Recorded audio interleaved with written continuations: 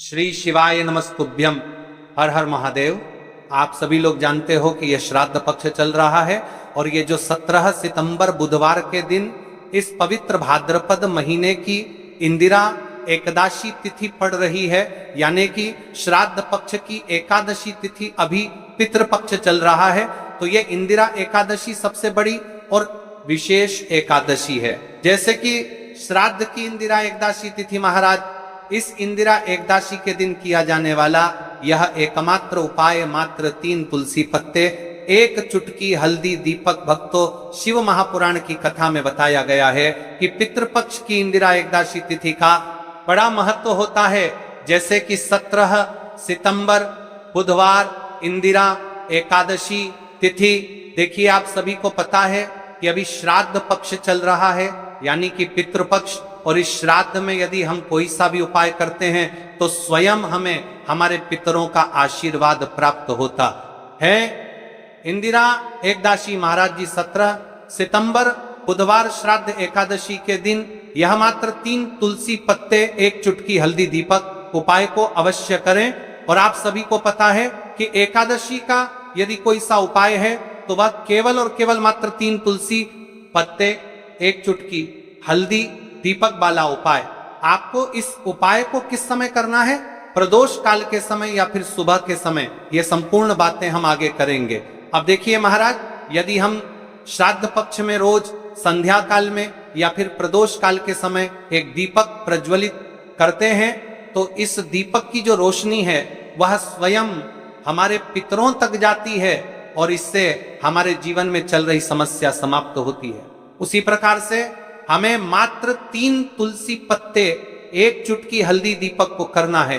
17 सितंबर बुधवार और पितृपक्ष की इंदिरा एकादशी तिथि।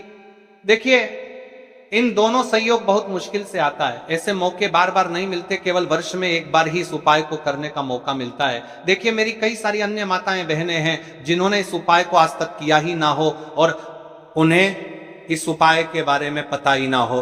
तो देखिए, आज की इस कथा से हम आपको जो उपाय बता रहे हैं उस उपाय को आपको बुधवार की इंदिरा एकादशी तिथि के दिन अवश्य करना है, क्योंकि यह उपाय केवल विशेष तिथि पर और विशेष पावन पर्व पर ही किए जाते हैं। और देखिए, यदि इस उपाय को आपका घर का कोई एक व्यक्ति भी कर लेता है तो महाराज जी पूरे घर परिवार में चल रही समस्या साथ में समाप्त होती है।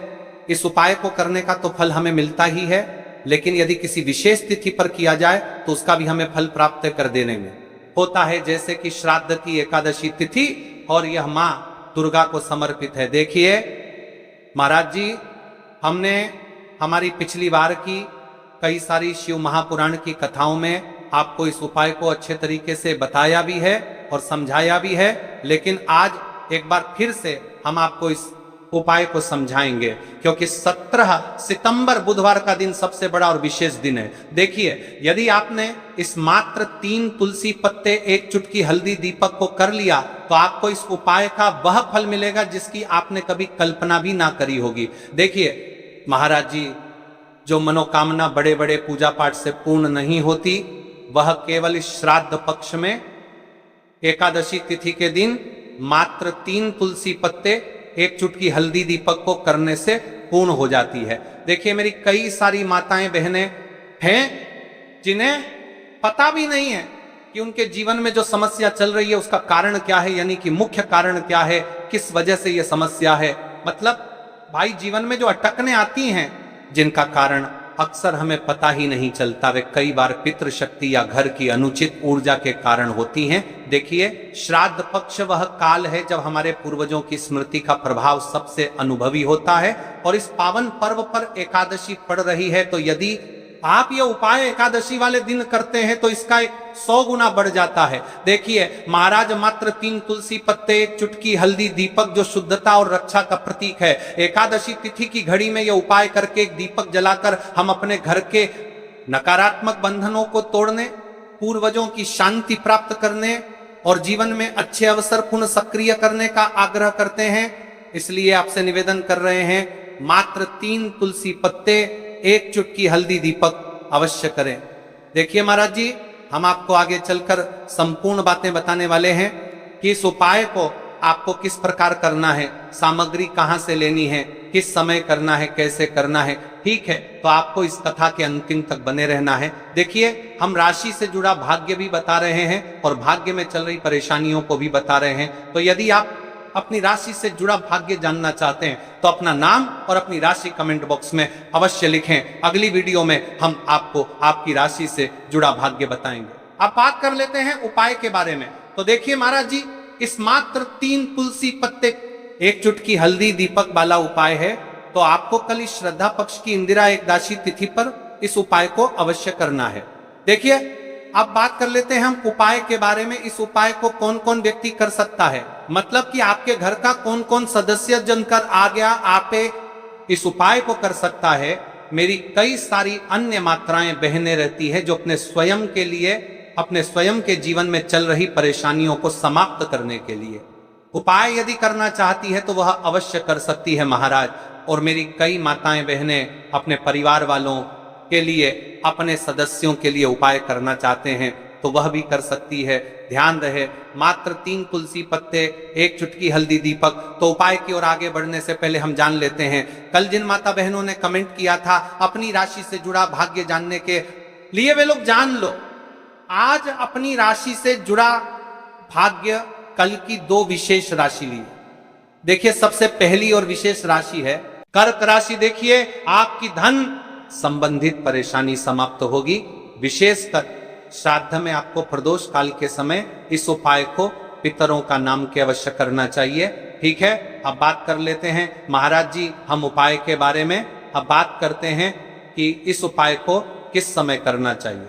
देखिए महाराज जी, इस उपाय को करने के 2 समय बताए गए हैं, सुबह का समय, प्रदोष काल का समय। कई सारी माता बहनें सुबह के समय इस उपाय को करना चाहती है तो वह सुबह के समय इस उपाय को कर सकती है। सुबह का समय सबसे शुभ माना जाता है, विशेषकर पूजा पाठ और उपासना के लिए सुबह का समय बहुत उत्तम है। सबसे श्रेष्ठ समय सुबह 7 बजे से 8 बजे तक। यदि कोई व्यस्त है और वह इस उपाय को करना चाहते हैं तो सुबह 10 बजे तक कर सकते हैं। और यदि कोई माता बहन चाहे कि वह 12 बजे से पहले कर लें तो भी मान्य है। बस इतना ध्यान रखना है कि दोपहर 12 बजे से बाद नहीं होना चाहिए। अब देखिए महाराज की बात कर लेते हैं प्रदोष काल के समय के बारे में। प्रदोष काल का समय दूसरा श्रेष्ठ समय है प्रदोष काल। प्रदोष काल का अर्थ है संध्या के समय का। वह विशेष मुहूर्त सबसे श्रेष्ठ समय शाम 5 बजे से 6 बजे तक। यदि इस समय न हो पाए तो रात 8 बजे तक कर सकते हैं, लेकिन याद रखिए 8 बजे के बाद ये उपाय न करें। अब कई सारे लोग कमेंट करके हमसे ही समय पूछने लगते हैं कि महाराज जी आप ही बता दीजिए सबसे उत्तम समय कौन सा है, कौन सा समय चुने। यदि आप प्रदोष काल में करें तो दीपक साथ ले जाएं, यदि आप सुबह करें तो गंगा जल साथ रखें। दोनों समय पर भगवान विष्णु प्रसन्न होते हैं, आप किसी भी समय कीजिए। अब देखिए बात कर लेते हैं इस उपाय की सामग्री के बारे में कि इस उपाय के लिए आपको क्या क्या सामग्री चाहिए। 3 तुलसी पत्तियां ताजी हों तो उत्तम। यदि एकादशी का दिन है तो तुलसी नहीं तोड़नी चाहिए। ऐसे में घर में रखी सूखी तुलसी पत्तियां भी उपयोग में ली जा सकती हैं। यदि आपके घर में तुलसी का पौधा नहीं है तो आप किसी पड़ोसी या परिचित से ले सकते हैं। देखिए भगवान विष्णु को हल्दी अत्यंत प्रिय है, तो अब हमें हल्दी लेना है। 1 चुटकी हल्दी, रसोई घर की हल्दी चलेगी, शुद्ध हल्दी का प्रयोग करें। अब इस उपाय को करने के साथ में हमें एक दीपक भी लेना है। महाराज जी ठीक है, एक दीपक, लंबी बत्ती का दीपक प्रदोष काल में करने पर दीपक अवश्य जलाएं। थोड़ा सा गंगा जल सुबह के समय करने पर गंगा जल का उपयोग करें। भगवान विष्णु की प्रतिमा या चित्र, भगवान विष्णु, श्री राम या श्री कृष्ण की प्रतिमा रखें। अब हम इस उपाय की पूरी विधि विस्तार से समझते हैं। शुद्धि और प्रारंभिक प्रार्थना, सबसे पहले आप स्नान कर लें या कम से कम हाथ मुंह धो लें, स्वच्छ वस्त्र पहने और पूजा स्थान को साफ करें। हम भगवान विष्णु की प्रतिमा के सामने आसन बिछाएं। तुलसी से प्रार्थना करके 3 पत्तियां लेना। हे माता तुलसी, मेरे जीवन में अनेक कष्ट हैं, मैं आपसे विनम्रता पूर्वक 3 पत्तियां ले रही हूं, कृपया मेरी मनोकामनाएं पूर्ण हो। अब 3 तुलसी पत्तियां तोड़ लें, हल्दी लगाना। अब उन 3 पत्तियों में से 2 पत्तियों पर हल्दी की छोटी छोटी बिंदी लगाएंगे।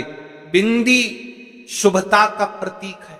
ऐसा करने से पत्तियां और भी पवित्र हो जाती हैं। दीपक या गंगा जल का प्रयोग, यदि आप प्रदोष काल में है दीपक जलाएं, यदि आप सुबह कर रहे हैं गंगा जल का स्पर्श करें।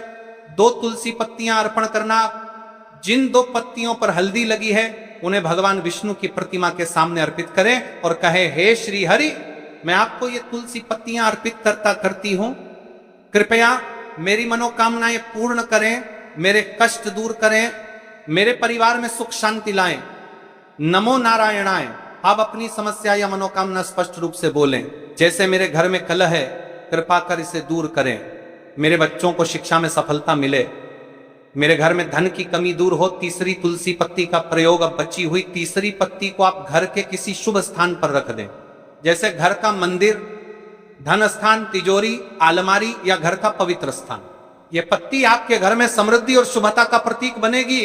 अंत में भगवान विष्णु से प्रार्थना करें, हे विष्णु भगवान, आपने ये छोटी सी भक्ति स्वीकार की, कृपा कर मेरे जीवन में शांति और सुख प्रदान करें। फिर तुलसी माता को धन्यवाद दें। मंत्र जाप। उपाय करते समय आप सरल मंत्र जप सकते हैं। नमो नारायणाय 11 बार या श्री विष्णवे नमः 21 बार उपाय करने के बाद का फल। अब देखिए महाराज जी, इस उपाय का फल क्या होता है? घर में शांति बनी रहती है, धन की वृद्धि और आर्थिक स्थिरता आती है, मनोकामनाएं धीरे धीरे पूर्ण होती हैं, परिवार में प्रेम और सौहार्द बढ़ता है, रोग और बाधाएं दूर होती हैं। तो भाइयों और माताओं, यह था 3 तुलसी पत्तियों और हल्दी का उपाय। यह उपाय छोटा है, सरल है, लेकिन इसमें अपार शक्ति छुपी हुई है। श्रद्धा और विश्वास से इसे करें, भगवान विष्णु और तुलसी माता अवश्य प्रसन्न होंगे। चलिए अब तो आप बात कर लेते हैं दूसरे उपाय के बारे में, जो है तुलसी की लकड़ी का दीपक का उपाय और मात्र 11 अक्षत यानी कि 11 चावल के दाने का उपाय। इस उपाय को आप एकादशी वाले दिन अवश्य करें। यदि आपको हमारे द्वारा बताए गए उपाय अच्छे लगते हैं तो चैनल को अभी सब्सक्राइब करें। तो देखिए, तुलसी की लकड़ी का दीपक, 11 चावल के दाने और 1 चुटकी हल्दी। तो सबसे पहले आपको हम दीपक के बारे में बताते हैं। तुलसी की लकड़ी का दीपक, तुलसी माता का वर्णन शास्त्रों में अत्यंत पवित्र माना गया है। तुलसी के बिना कोई भी पूजन अधूरा है। तो देखिए महाराज जी, आपको इस तुलसी की लकड़ी के दीपक के बारे में हम आपको सबसे पहले बताते हैं। हालांकि आपके तीनों उपाय को साथ में ही करना है, लेकिन सबसे पहले और प्रथम तुलसी की लकड़ी का दीपक। तो देखिए, तुलसी की लकड़ी प्राप्त करना, यदि घर में तुलसी का पौधा है तो उसकी जड़ के पास की नरम लकड़ी लेनी है। यदि घर में तुलसी का पौधा नहीं है तो बाजार से भी तुलसी की लकड़ी खरीदी जा सकती है। कई सारे घरों में तुलसी का वृक्ष नहीं होता है, तो आप ये भी कर सकते हैं, ध्यान रहे। यदि आप किसी और के घर से ले रहे हैं, उसे दक्षिणा अवश्य दें। बिना दक्षिणा के तुलसी लेना अशुभ माना जाता है। लकड़ी को तैयार करना, तुलसी की लकड़ी को छोटे टुकड़े में काटकर उसकी बत्ती बनानी है। उस बत्ती पर कपास रुई लपेटना है ताकि वह दीपक में ठीक से जल सके। अब यहाँ पर महाराज जी, कई सारे लोग प्रश्न करते हैं कि दीपक हमें आटे का लेना है या फिर हमें दीपक मिट्टी का लेना है। तो देखिए, आपको मिट्टी का दीपक का प्रयोग करना है, क्योंकि हम तुलसी के लकड़ी के दीपक वाला उपाय कर रहे हैं। ठीक है, दीपक केवल मिट्टी का होना चाहिए, पीतल, कांसे या किसी धातु का दीपक इस उपाय में उपयोग नहीं करना। मिट्टी का दीपक धरती तत्व का प्रतिनिधित्व करता है और यह शिव पूजन में सबसे उत्तम माना जाता है। अब देखिए महाराज जी, हमें तेल का किस प्रकार प्रयोग करना है। तो देखिए, तेल का प्रयोग इस दीपक में तिल का तेल या घी का प्रयोग करें। तिल का तेल पापों का नाश करता है और घी समृद्धि व शांति का वास कराता है। अब कई सारे लोग प्रश्न करते हैं कि महाराज जी, आपने हमें यह तो बताया ही नहीं कि कितने दीपक का उपाय करना है, आखिर दीपक कितने बने हैं। तो देखिए, कितने दीपक जलाने। यदि समस्या बहुत बड़ी है, जीवन में गहरा संकट है, तो 5 दीपक जलाने चाहिए। यदि सामान्य कामना है तो 1 दीपक भी पर्याप्त है। हर दीपक जलाते समय यह भावना रखें कि हे भोलेनाथ, यह दीपक मेरी अंधकारमय जीवन राह को प्रकाशमय करे। जेके महाराज जी, तुलसी के लकड़ी के दीपक वाला उपाय है, यह कोई साधारण उपाय नहीं है। तो आपको क्या क्या सावधानी बरतनी है। दीपक को शिवलिंग पर प्रत्यक्ष रूप से न रखें, इसे मंदिर की चौखट पर या बनाए गए स्वस्तिक पर रखें। दीपक जलाते समय मन में शुद्ध भाव होना चाहिए। दीपक बुझने के बाद उसकी राख को पवित्र स्थान पर ही विसर्जित करें। महाराज जी, जैसे ही तुलसी की लकड़ी का दीपक जलता है वैसे ही साधक को एक अलग ही शांति का अनुभव होता है, मन का तनाव समाप्त होता है। आंखें बंद करके जब दीपक की लौ के सामने बैठते हैं तो लगता है कि यह लौ सीधे आत्मा से संवाद कर रही है। यह लौ मानो भगवान शिव के आशीर्वाद का प्रतीक बन जाती है। अब देखिए महाराज जी, हम बात कर लेते हैं 11 चावल के दाने वाले उपाय के बारे में, ठीक है। 11 चावल का धार्मिक महत्व। महाराज जी, चावल अन्न भोजन का साधन नहीं है, बल्कि इसे पूर्णता, शुद्धता और अखंडता का प्रतीक माना गया है। वेदों और पुराणों में अन्न को अन्न देवता कहा गया है। अन्नम ब्रह्मेति व्यजानात, यह उपनिषद का कथन है, अर्थात अन्न स्वयं ब्रह्म है। इसलिए जब भक्त शिव जी को चावल अर्पित करता है तो वह केवल एक दाना नहीं चढ़ाता, बल्कि अपनी आत्मा और जीवन का समर्पण करता है। अब सबसे महत्वपूर्ण प्रश्न उठता है कि 11 शास्त्रों में कहा गया है कि मनुष्य के शरीर में 11 इंद्रियां होती हैं। जब भक्त 11 चावल के दाने शिव जी को अर्पित करता है, वह अपनी 11 इंद्रियों को भगवान को समर्पित करता है। यह समर्पण साधक के भीतर शुद्धि और संयम लाता है। अब देखिए महाराज जी, चावला के दाने कहाँ से लेने हैं, कैसे लेने हैं, इस बात पर चर्चा कर लेते हैं, क्योंकि कई सारे लोगों को मन में यह भी प्रश्न रहता है, घर में रखे चावल का प्रयोग किया जा सकता है। चाहो तो दुकान से भी ले सकते हो, ध्यान रहे चावल अखंड और शुद्ध होने चाहिए। टूटे हुए दाने अशुभ माने जाते हैं। 11 दानों को अलग करके एक छोटे डिब्बे या पुड़िया में सुरक्षित रखना है। चावल अर्पण की विधि अब सुनिए महाराज। चावल के दानों का प्रयोग कैसे करना है। अब देखिए महाराज जी, जैसे ही आपके चावल के दाने आप एक पुड़िया में रख लेते हैं, अब आपको शिव मंदिर में जाकर के इस उपाय को करना है। तो देखिए, आप एकदम स्वच्छ जल से नाहट होकर के शिव मंदिर पहुंचे और आपको इस उपाय को करना है। तो देखिए, कई सारी मेरी अन्य माताएं बहनें रहती हैं जो शिव मंदिर में जाती से ही दूसरी अन्य माता बहनों से सामग्री मांगने लगते हैं, जैसे कि ओ जी अपने बेलपत्र लाए हो क्या, एक देना, आज मैं लाना भूल गई, वह जी थोड़े से फूल दे दो। तो आपको शिव मंदिर में जाकर के यह नहीं करना है। आप सिर्फ अपनी सामग्री से उपाय कीजिए और घर आ जाइए, ठीक है। जब मंदिर जाएं, सबसे पहले शिवलिंग पर गंगा जल या शुद्ध जल चढ़ाएं। AUM नमः शिवाय का जप करते हुए शिवलिंग का ध्यान करें। अब सबसे पहले एक चावल का दाना गणेश जी के स्थान पर अर्पित करें, क्योंकि गणेश जी बिना हर कार्य अधूरा है। इसके बाद शेष 10 दानों को एक एक करके शिवलिंग पर अर्पित करें। हर दाना चढ़ाते समय मन में एक एक प्रार्थना करें, जैसे पहला दाना है शिव, मेरे जीवन से रोग दूर करो। दूसरा दाना है महादेव, मेरे घर में सुख समृद्धि लाओ। तीसरा दाना है भोलेनाथ, मेरे संतानों को रक्षा दो। चौथा दाना, मेरे व्यवसाय नौकरी में सफलता दो। पांचवा दाना, मेरे परिवार में एकता बनी रहे। इसी तरह हर दाने पर अपनी मनोकामना रखनी है, भावनाओं की शक्ति। महाराज जी, यह ध्यान रखना बहुत जरूरी है कि चावल अर्पण करते समय मन शुद्ध होना चाहिए। अगर चावल चढ़ाते समय मन में संदेह होगा तो उपाय फल नहीं देगा। लेकिन यदि दानों को अर्पित करते समय हृदय से प्रार्थना